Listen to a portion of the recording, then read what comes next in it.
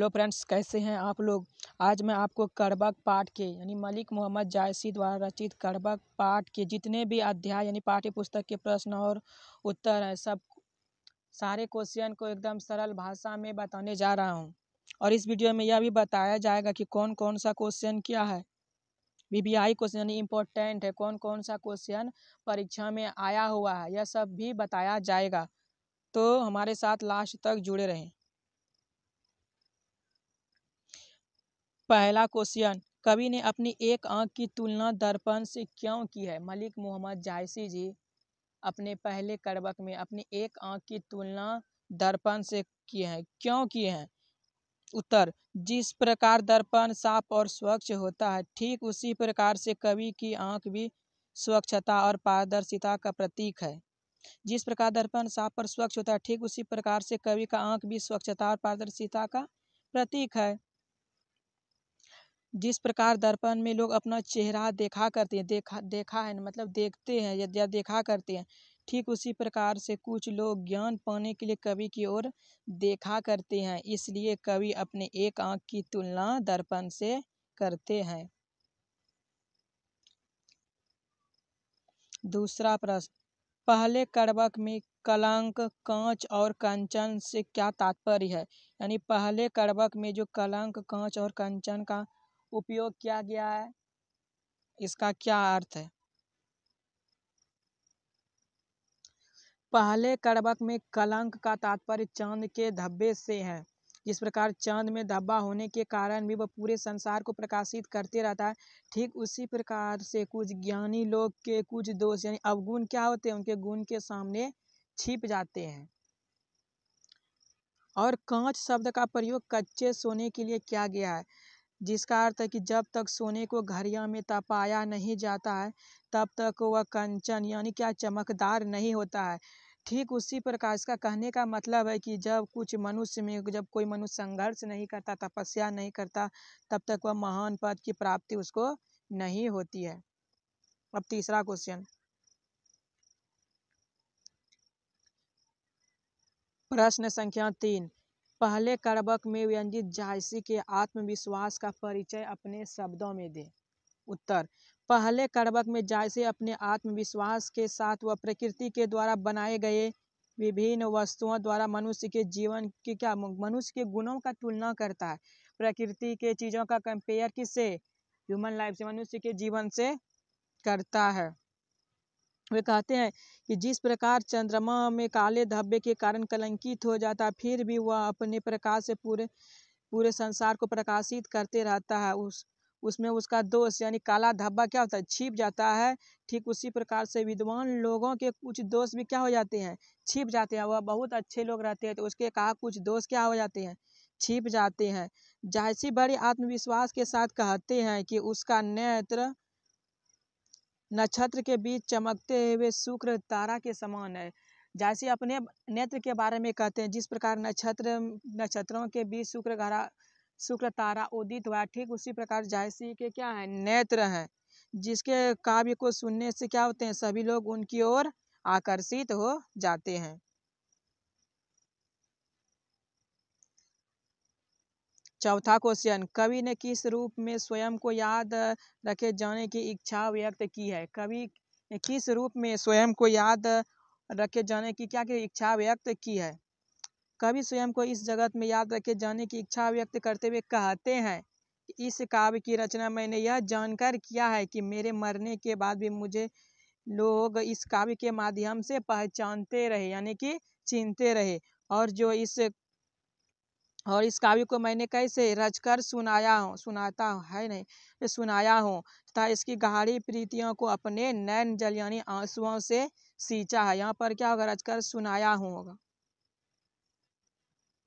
पांचवा क्वेश्चन, भाव स्पष्ट करें। जो लही अम्बही डाब न होई, तो लही सुगंध बसाई न सोई। उस दिन बताए थे जो लही मतलब होता है जब तक, अम्बही मतलब आम का पेड़, डाब मतलब होता है मंजर, यानी जब तक आम के पेड़ में मंजर नहीं होता है, तो लही सुगंध बसाई न सोई, तब तक वह क्या सुगंध नहीं देता, यानी आम का पेड़ सुगंध नहीं करता है। प्रस्तुत पंक्ति हमारे पाठ्य पुस्तक दिगंत भाग 2 के मलिक मोहम्मद जायसी द्वारा रचित पहले कड़बक से लिया गया। इस पंक्ति के माध्यम से कवि जायसी कहना चाहते हैं, किस पंक्ति के माध्यम से? इस पंक्ति के माध्यम से कवि कहना चाहते हैं कि जब तक आम के पेड़ में मंजरी नहीं होता है तब तक आम का पेड़ सुगंध नहीं देता। ठीक उसी प्रकार जब किसी मनुष्य में अच्छे गुण नहीं होता तो समाज में उसका व्यक्तित्व यानी मान सम्मान नहीं बढ़ता है। छठा प्रश्न, रक्त के लेई का क्या अर्थ है? रक्त के लेई का क्या अर्थ है? कवि इस काव्य की रचना के बारे में कहते हैं कि मैंने इस रक्त की लेई बनाकर जोड़ा है, अर्थात कठिन साधना की है। रक्त की लेई का अर्थ क्या है? कठिन साधना। सातवां प्रश्न, मोहम्मद यही कवि जोरी सुनावा। मोहम्मद यही कवि मतलब होता है कविता, जोर सुनावा। मोहम्मद यह कविता को कैसे जोड़ कर सुनाते? यहाँ पर जोरी शब्द का प्रयोग किस अर्थ में किया गया है? मोहम्मद यही कवि जोरी सुनावा में जोरी शब्द का प्रयोग रचकर के अर्थ के रूप में किया गया। यहाँ पर जोरी शब्द का प्रयोग किसके लिए किया गया है? रचकर के लिए किया गया है। कवि जायसी कहते हैं कि इस कविता को मैंने रच करके सुनाया है। आठवां क्वेश्चन, दूसरे कड़बक का भाव स्पष्ट करें। एकदम 2025 के लिए वीवीआई साबित हो सकता है क्योंकि यह क्वेश्चन 2023 में साइंस संकाय में पूछा गया क्वेश्चन है। 2023 में साइंस संकाय में पूछा गया क्वेश्चन है। दूसरे कड़बक का भाव स्पष्ट करें।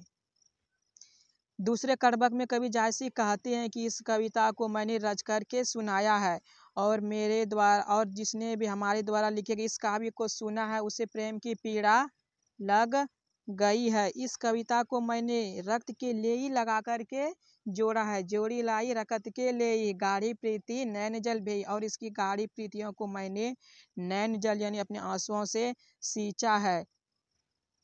इस कविता की रचना मैंने यह जानकर किए हैं, यानी इस कविता की रचना जायसी जी यह जानकर किए हैं कि मेरे मरने के बाद भी जगत के लोग मुझे पहचानते रहे। अब वह राजा रतन सेन कहाँ है? वह राजा रतन सेन कहाँ है और वह कहाँ सुआ है और जो राजा को क्या उपदेश देते थे? और वह अलाउद्दीन सुल्तान कहाँ है और वह राघव कहाँ है जिन्होंने इन सब का क्या किया? बखान किया है।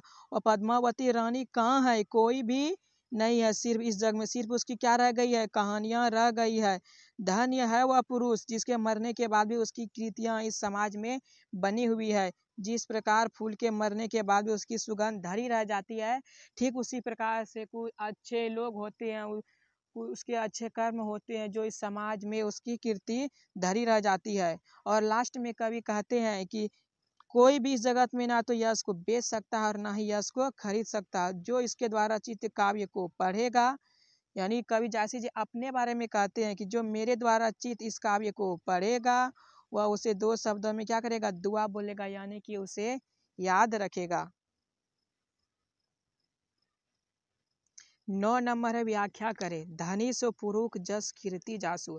धनी का अर्थ होता है धन्य है सो पुरुष, यानी धन्य है वह पुरुष, जस कीर्ति जासु जिसकी कीर्ति क्या इस जगत पे बनी हुई है। फूल मरे पर मरे न वासु। इसका अर्थ देखिए। प्रस्तुत पंक्ति हमारे पाठ्य पुस्तक दिगंत भाग 2 के मलिक मोहम्मद जायसी द्वारा रचित कड़बक नामक काव्य खंड से लिया गया है।